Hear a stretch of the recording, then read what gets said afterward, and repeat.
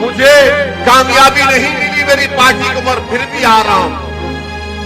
मोहब्बत यह होती है कि मेरी गाड़ी पर गोलियां चलाई गई, हत्या करने की कोशिश की गई, मगर मुझे आपसे मोहब्बत है। मैं अपनी जान की परवाह नहीं कर रहा हूं, आपकी बात कर रहा हूं आपके दरमियान में आकर। ओवैसी भाषण अच्छी देता, सच्चाई बोलता है, पार्लियामेंट में खड़े होकर हथियार उड़ाता है, संविधान की बात करता है, मगर जब वोट देने की बात आती है बीजेपी को हराना। आप हराएंगे बीजेपी को। सुनो योगी आदित्यनाथ, अगर तुमको संविधान समझ में नहीं आया तो हम तुमको समझा देंगे 5 मिनट में। नहीं, सपा को देना है।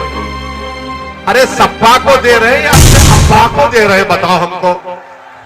अगर आपके और हमारे पैर में अगर कांटा चुभता है तो आप ये नहीं कह सकते कि भाई साहब मेरे पैर में कांटा चुभा है, निकाल दो।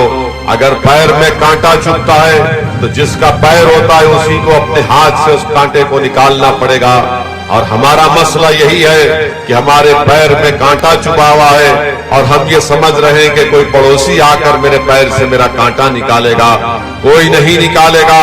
अगर आप ये समझते हैं कि आपकी पीठ पर जो पिछले 30-35 साल से मोहब्बत के नाम पर और दोस्ती के नाम पर इन नाम निहाद दोस्तों ने जो हमारी पीठ पर खंजर घोंप कर हमारे पीठ को जख्मी कर दिया, याद रखिए उन जख्मों पर अगर कोई मरहम लगाएगा तो आपको लगाना पड़ेगा। इसीलिए हम आपसे अपील करने आए हैं कि आप वोट को खड़े होकर आपको अपने वोट के जरिए अपनी सियासी क़ियादत को, अपनी नेता को बनाना पड़ेगा।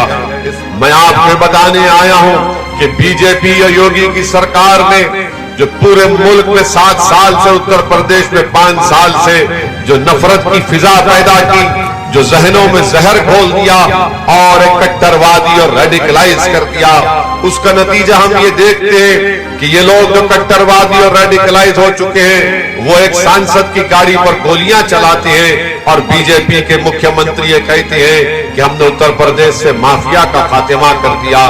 बताओ योगी आदित्यनाथ, जिन लोगों ने हमारी गाड़ी पर 4-4 गोलियां चलाई वो किसके घर के दामाद थे? वो कैसे कट्टरवादी हो गए? किसने उनको रेडिकलाइज किया? किसने उनके हाथों में बंदूक को थमा दिया? किसने उनके हाथों में गोलियां दे दी? क्यों नहीं तुम्हारी सरकार ने उनके हाथ में संविधान दिया? क्यों नहीं तुम्हारी सरकार ने उनको बताया कि गोली से ज्यादा ताकतवर लोकशाही होती है, जमहूरियत होती है, बैलेट होता है? मगर हर महाज पर हम देखते हैं कि बीजेपी नाकाम साबित हुई है। मैं उस वक्त भी कह रहा हूं, आज भी कह रहा हूं, याद रखो ट्रिपल तलाक, हिजाब, निकाब, ये बीफ बैन, ये सब एक बहाना है।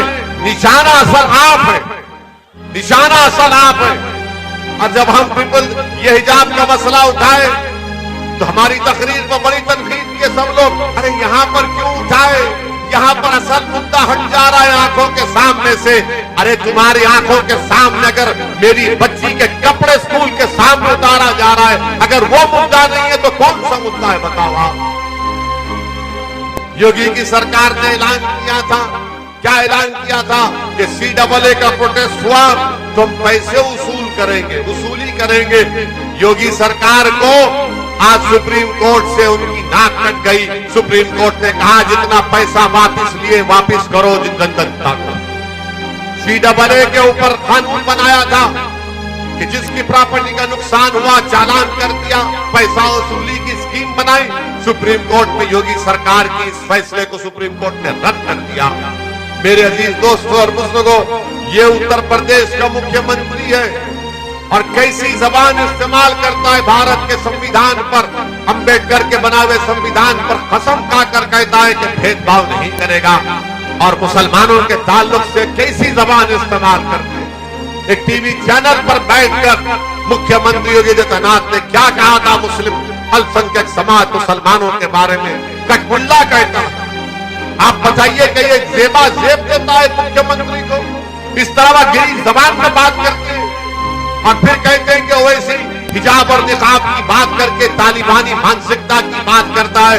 सुनो योगी आदित्यनाथ, अगर तुमको संविधान समझ में नहीं आया तो हम तुमको समझा देंगे 5 मिनट में। तालिबानी मानसिकता नहीं है। ये संविधान मुझसे कह रहा है कि अपनी बात को कहने के लिए अगर तुम वो कपड़ा पहन सकते हो तो मैं सर पे टोपी पहन सकता हूं। उसे बताओ संविधान इजाजत नहीं देता क्या आपको? मेरे अजीज दोस्तों और बुजुर्गों, अब आइए सपा के ऊपर। ये समाजवादी पार्टी से हमारे लोगों को बड़ी मोहब्बत नहीं सपा को देना है। अरे सपा को दे रहे हैं या अपने अब्बा को दे रहे हैं? बताओ हमको।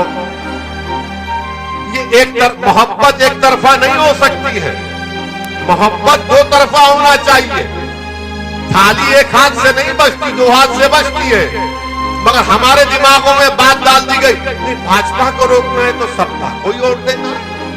वो वैसी भाषण अच्छी देता है, सच्चाई बोलता है, पार्लियामेंट में खड़े होकर धज्जियां उड़ाता है, संविधान की बात करता है। मगर जब वोट देने की बात आती है, नहीं बीजेपी को हराना है ना, आप हराएंगे बीजेपी को। क्या आपने 2014 में सपा को बसपा को वोट नहीं दिया तब भी बीजेपी जीती? क्या 17 में आपने कांग्रेस और सपा को वोट नहीं दिया तब भी बीजेपी जीती? 2019 में बहन जी और अखिलेश मिलकर लड़े तब भी बीजेपी जीती? कब तक आप एक तरफा मोहब्बत करेंगे? मोहब्बत ये है कि जिससे इश्क होती है वो आशिक महबूब की तरफ दौड़ता है ना? कभी मोहब्बत की आपने? शर्मा नहीं की। जब मोहब्बत करते तो आप दौड़ते हैं ना जिससे मोहब्बत करते। ये हमारा मामला ये कि उनको मोहब्बत की हम दौड़ रहे। एक तरफा मोहब्बत नहीं हो सकती। मोहब्बत के माने ये मैं समझाता हूं आपको कि मैं उत्तर प्रदेश को 2017 से आ रहा हूं। मुझे कामयाबी नहीं मिली मेरी पार्टी को, मगर फिर भी आ रहा हूं।